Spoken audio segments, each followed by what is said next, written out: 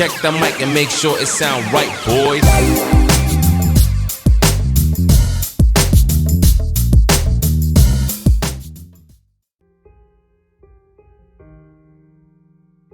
The ability to live from the income of your personal resources.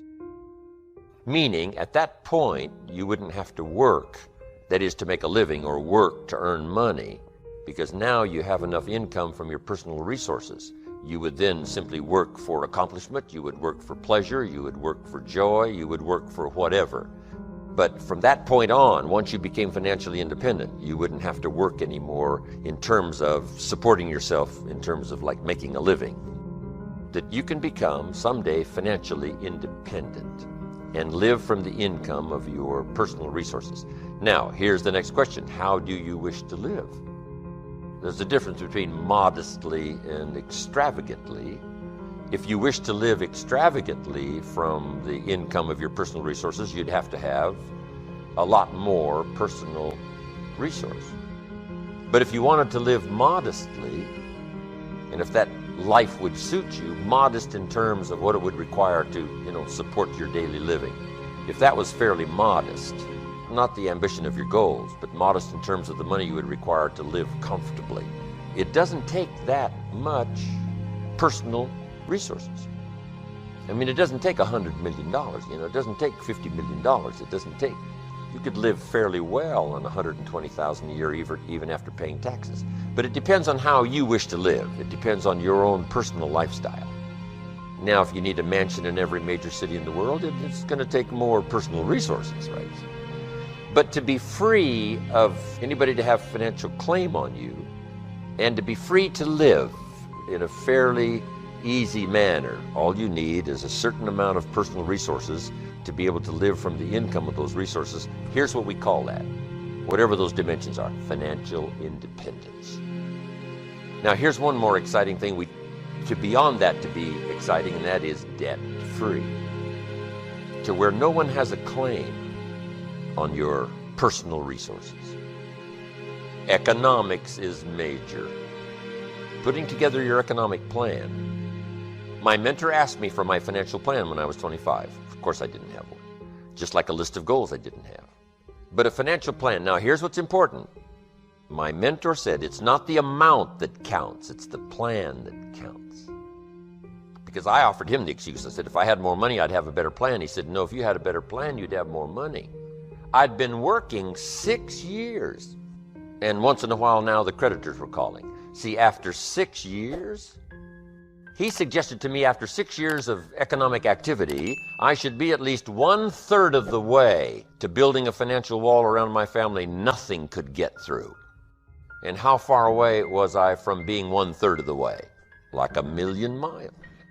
And the key is to not just live in the right country, but to have the right plan. So it's the plan that counts. Now here's what you do. You start with some plan and then refine it as you go. Or you refine it as your needs require, or you refine it as your dreams require. It just depends on what you want, how you want your life to unfold. But now, financial independence, being able to live from the income of your personal resources, that's a goal everybody should set. Now, if you're a little late coming to this plan, you might have to, do a little more stretching than the average person would. Now, the reason why the money all disappears is not because it doesn't exist, it's because the money isn't put in the right plan. So now let's talk about a few other things. One is, some people have to wrestle with, and I had a few questions on, is it okay to strive to be rich? Is it okay to want to be wealthy? Is it okay to go for it? I had to come to grips with that. Some people say, well, it'd be better to renounce all worldly goods and just live a very poverty, spiritual life. And that's one concept. I've got another concept. Try this on for size. If you could do better, should you?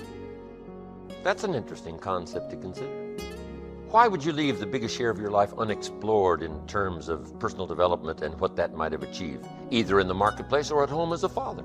Someone says, I'm not going for being rich. I don't think that's really the healthy thing to do. So everybody has to wrestle with that. And I understand that. But I think one conclusion we could come to with a good, simple, practical plan There's no reason why you can't accumulate the resources to be financially independent. So now let's talk about it. Here's how Schoaf introduced me to the concept. One is to develop a current financial statement. Now this is primarily going to be a current financial statement of your finances, your money. Now money is not the only value, but make this note, it is one value. It's not the only one, but it is one. Money is not the only measure of success, but it is one measure. It's not the only one, but it is one. That your current income is a measure of your personal value to the marketplace. If your current value to the marketplace is $5 an hour, you get the $5. So not that a person is only worth $5, but their value to the marketplace is only worth $5. But it's possible to very quickly change those numbers by changing your value. But the numbers do illustrate the value. We cannot leave that concept out. So somebody says, you mean where I am financially is an illustration of who I am? And the answer is yes. Now, it's not the only measure. I'm not saying it's the only one, but I'm saying it is one. There's a lot of other ways to measure a person's value as a father, a person's value as a mother, a person's value as a friend, as a colleague. But we can't leave the money out. Now, here's why money is an easy measure. It's easy to count. Say, how are you doing? Well, there's a lot of, things we could throw out there about how you're doing, And when we say financially, that's easy. Let's count. So my mentor said, let's come up with a financial statement. I said back then, what is a financial statement? I didn't know. So here's what he said. You take a piece of paper, draw a line down the center. Over here, you list all of your assets. Everything you can think of that you have that's got value. And then we add this up, the total. Whatever you've got. Your bicycle, whatever you got. Put it on here, put some value on it. That's the total of your assets. Now over here's your liabilities, here's what you owe. And you make this list. So I started putting this together. I said, well, if I do this, it's not going to look that good. He says, it doesn't matter how it looks. It matters whether or not you do it. He said, let's take a picture of where you are currently. As bad as it may be, or as good as it may be, let's take a picture after 6 years. And these are called what? The facts. So I thought, well, okay. He said, you don't have to publish this in the paper. This is just for you. So I started putting my liabilities, my parents that I'd borrowed money from, budget finance, the whole bit. Now assets. Now I am embarrassed. I even put my shoes on here. Salvation Army give you what? $4 for your shoes. Can you imagine the trauma I went through now putting together my first financial statement after 6 years? And he said, if you would have taken this picture much earlier, you probably would have done something about it. So this is what you must affirm now. This is the truth. This is where you are. This is not everything in your life, but this is where you are financially. So then he said, we subtract assets, liabilities from assets, and we come up with current net worth. Now, it's not your total net worth now, I keep emphasizing. It's your net worth financially. And you can imagine my picture did not look very good. Now, here's what he said. Let's start changing this picture. And the change you want in the picture is what? For the asset values to start going up and these numbers to start coming down. And that starts increasing your net worth. Guess how quickly you can do this? Almost immediately. And he said, you cannot believe the excitement of almost daily changing your net worth. Daily changing your net worth. Number one, your self-esteem starts to go like this. It's unbelievable. You've got to do this now. Put together your own current net worth, whatever the picture is. Don't need to show it to anybody. It's just for you and your information. Now let's come to what I teach kids. What should a child do with $1? Where do you suppose someone's financial journey begins? A child with $1. That's where it starts. Now, what road is this child with $1 going to go down? It all depends. It depends on what they've been taught. It depends on what they've been taught, the disciplines of developing a plan for the future. It all depends which road this child chooses. And one of the great illustrations of choosing the wrong road is doing the wrong things with the early resources. Well, what if this child spends the whole $1? Let me give you a clue. That is the wrong road. You say, well, it's only a child and it's only $1. No. And if a child has $1, however he earned it, however he got it, you've got to say to the child, now don't spend the whole $1. They'll say, why not? It's my $1. I said, I know it's your $1. I earned it. I know you earned it, but you can't spend the whole $1. They'll say, why not? So you take them to the other side of town and show them where people live that spend the whole $1. And you just drive them around and say, would you like to live here? Kid says, no. Say, would you like to live like these people live? Kid says, no. Then you can't spend the whole $1. I'm telling you, they will get the message. It only takes one visit. Now, if you already live there, just show them around.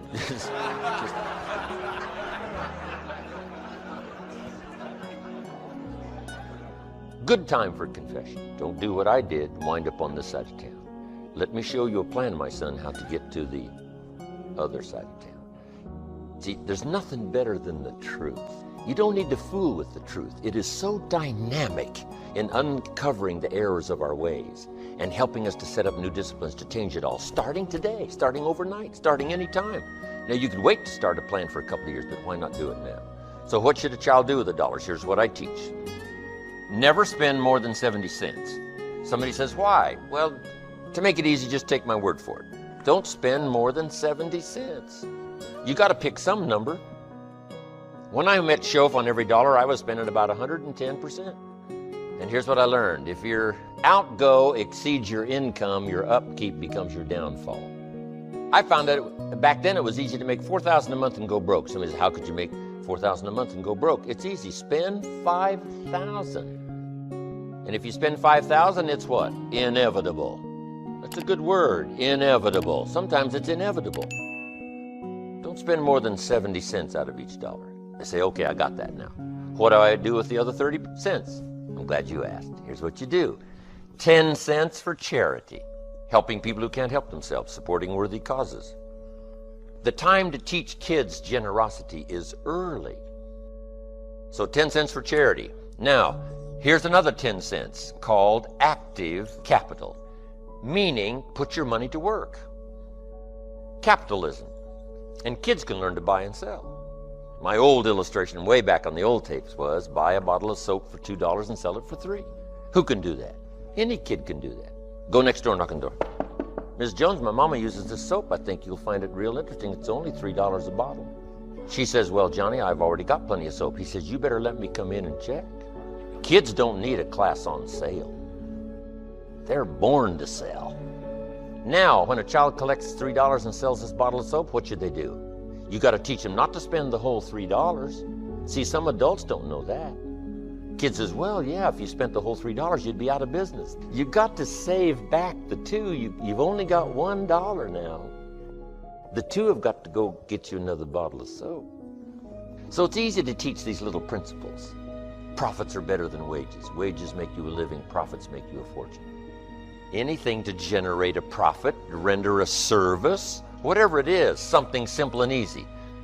Active capital means you are involved. Now, here's the last 10 cents called passive capital, meaning let someone else use your money. Let a financial institution use your money. Some projects require more money than one person can put up.